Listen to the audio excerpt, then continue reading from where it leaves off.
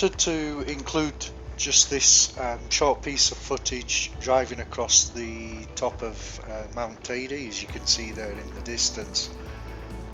We actually came up through Villa Flor, the highest village in Tenerife. I think that's at about 1400 meters, just to stop really and get wrapped up warm, because it was 11 degrees in Villa Flor, so I knew it was going to be cold higher up.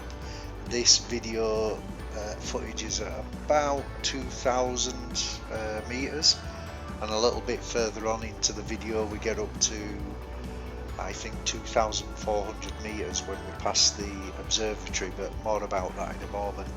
The main reason I wanted to include this section of video is just to show how fantastic the roads are. This footage here, I think it's sped up a little bit.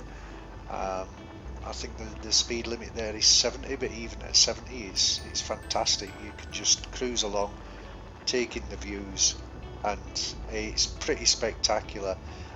There was rain forecast Christmas Day when this was shot in this area, but unfortunately it didn't rain. There is some snow right on the peak of Teide and off to the right around the caldera, but unfortunately no snow on the actual sides of the roads. Bit of a shame really, because it's a fantastic drive. The route that we're going to be turning right onto, the TF24 if I recall, runs all the way down to La Esperanza through a forest, and it's actually been closed for a good few months now, since the forest fires, because they didn't want any motorbikes or two-wheeled vehicles going down there. And I thought I could have chanced it because I had three wheels. I was up there about a month ago, but I decided against it. I didn't really want to risk getting a fine. And as you can see, the views are just spectacular up here. The landscape is something different. Just off to the left there you can see the cable car station that runs right up. It doesn't quite go right up to the peak. I think it goes up to about 3,500 meters, and then you have to hike the rest of the way, but you actually need a permit to hike right up to the top. So I'll leave you with the video. I'll come back in a moment when we turn off and go up towards the observatory.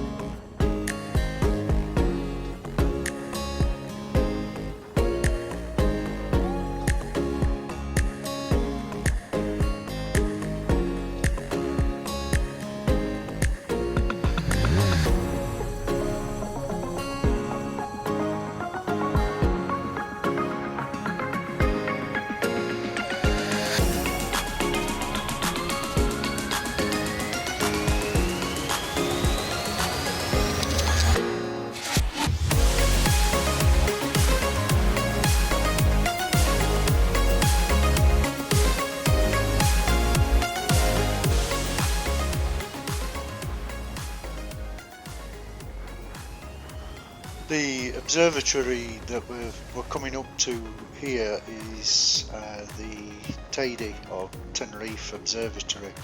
I think the altitude here is around 2,300, 2,400 meters. It actually shows later on in the video, but this is a fantastic place to do stargazing, photography of the Milky Way, and it's, as you can see, even during the day it's quite cold. The lens is starting to mist up, which didn't surprise me at all at this altitude. You can see how high we are there. We're easily above the clouds. I think the observatory was established in 1964, and it's got, I think if I recall, it's a solar observatory, because obviously they monitor the sun, and it's very popular with local visitors. We get a lot of people asking about it, but I enjoy the ride, and this is the first time in months that we've been able to drive down this road because of the forest fires, and you'll see some video of the damage that was caused later on. The roads are in impeccable condition, as you can see. You just have to watch out for pine cones and the occasional rock in the road.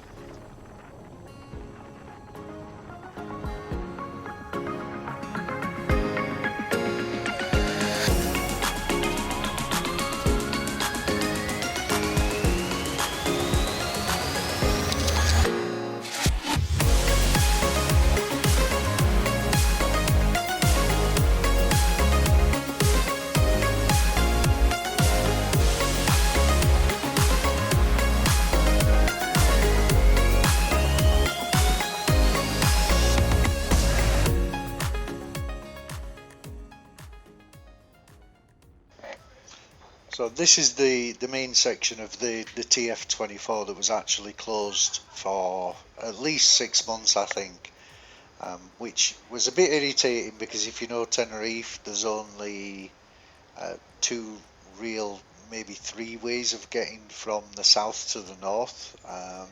You can go up the motorway, you can go up the old road, the TF28, and I have a video on that, or you can go over the mountain.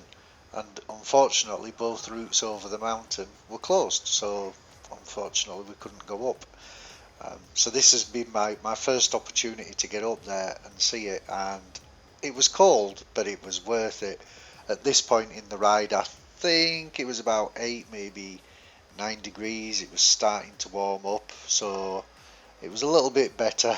It was getting warmer, and we even stopped for a picnic and warmed up in the sun, which was nice. And we even met a local family that had the exact same idea, although they hadn't travelled as far, and they shared some of their Christmas dinner with us, which was really nice. As you can see, the route goes down to the coast, and normally I would take the TF28 back home, but we took the motorway because we'd already been on the bike, I think maybe 3 hours at that point, a little bit longer. And I'm just going to return back to the forest video in a moment so you can have a look at the damage that was caused by the wildfires. But even so, the trees aren't actually that badly damaged. It's just really the bark. I'm really surprised at how resilient the forest is. And again, the roads, absolutely perfect condition. As a friend of mine said to me many years ago when he first started coming here, these roads are made for motorbikes, and they are. They're absolutely, fantastic. I go out on rides most days or most weekends. If I have friends over or customers over, we go out for rides around the mountains, along the coast. Absolutely spectacular scenery, as you can see, and the smell of the forest, you can't beat it. So that's it from me. Just enjoy the rest of the ride. Any questions, just pop them in the comments below.